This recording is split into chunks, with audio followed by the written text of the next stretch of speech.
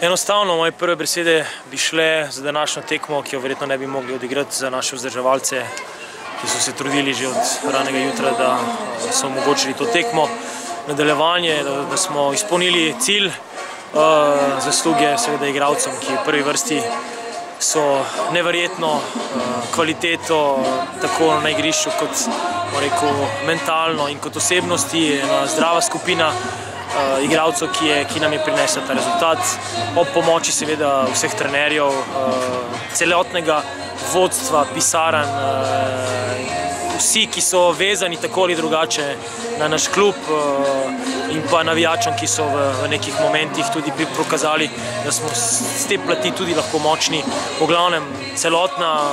celotne zasluge gredo organizaciji od